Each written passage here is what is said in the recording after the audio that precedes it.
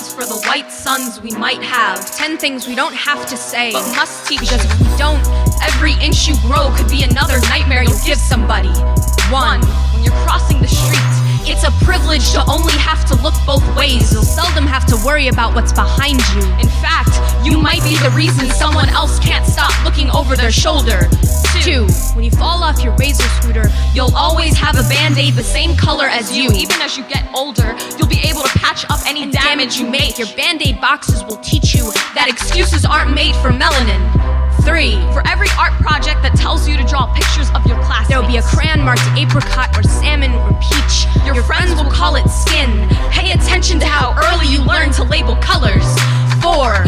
When you play cops and robbers in the schoolyard, you will always find yourself grappling the gun. Your hands will not be created to hold consequences. You'll too often notice objects shaped like pistols. You will be born with trigger fingers. 5. The first time you have a crush on a girl at school, don't you dare pull her hair or throw things at her, because your teachers will have no problem convincing you that abuse comes with love, and setting a relationship on fire is just another candlelit dinner.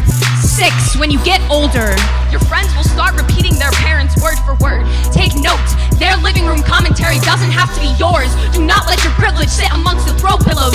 7. The first time you walk past a girl you find attractive, and boys will be boys, courses through your veins, like adolescence, like instinct, like something inherently lethal. Swallow your whistle. Even if they burn the back of your throat, feel the comments rot in your mouth. Get used to the flavor, just like she has. 8. If a sexual assault joke triple dog dares itself out of your mouth, feel how uncomfortably it sits in the air around you. Take note of how much pain was trying to settle there before you scattered it. Tampering with leftover wounds is an act of violence. 9. The first time you're stopped by a cop, he will see a rambunctious teen with too much time on his hands, a good kid who made a mistake. You will not see thug, you will not think threat.